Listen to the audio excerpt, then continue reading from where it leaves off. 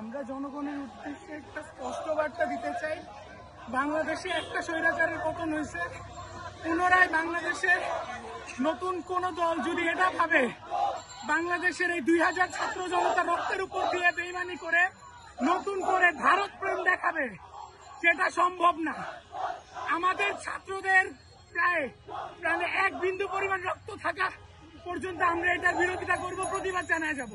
প্রয়োজনে বাংলার বুকে আরো একটা 24 নেমে আসবে, আরো একটা জুলাই নেমে আসবে। বাংলার মাটিতে পুনরায় কোন স্বৈরাচারের স্থাপন আমরা মেনে নিব না। বাংলাদেশের প্রত্যেকটা মানুষ আজকে থেকে এটা মনে রাখবে, বাংলার মাটিতে নতুন করে কোন স্বৈরাচারের অবস্থান হবে না। দেশের মানুষ চিরস্বাধীন ছিল, চিরস্বাধীন আছে, চিরস্বাধীন থাকবে।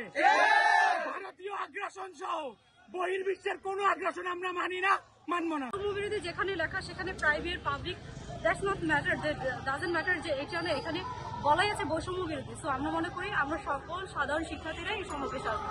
ইভেন শুধু আমাদের সাধারণ শিক্ষার্থী তারাই না, কিন্তু বাংলাদেশের সকল সাধারণ জনগণই এখানে আহ্বান করছি, আমরা সবাই করছি। আমি মনে করি এটা এখানে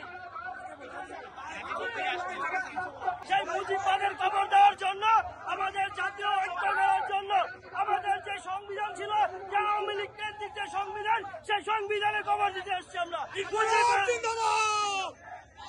সেই মুজিববাদের খবর আজকে আমরা শহীদের সামনে দিয়ে দিব।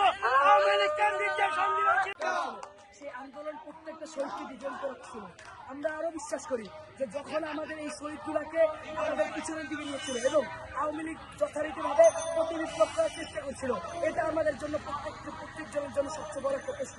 এবং আমাদের এই বৈষম্য বিরোধী ছাত্র আন্দোলনকে এবং আমাদের এই জুলাই বিপ্লবকে যারা এখন পর্যন্ত পিছনের দিকে নিয়ে যেতে চায়, যারা বলতে চায় যে এই জুলাই বিপ্লব কোনো আসল জুলাই বিপ্লব না, বিপ্লব না, এই জুলাই বিপ্লবকে আমরা একটা অফিসিয়াল জুলাই বিপ্লব হিসেবে যাতে আমরা প্রকাশ করতে পারবো, এই জন্য আমরা আজকে সামনে এসেছি। এবং আজকে বিশ্বাস করি যে আমাদের কোনো নেতাকে, আমাদের কোনো সমন্বয়ককে যাতে আগামীতে কোনো অপরাধী না বলতে পারে, এই জন্য আমরা সামনে এসেছি। আমরা বিশ্বাস করি আমরা সফল করব।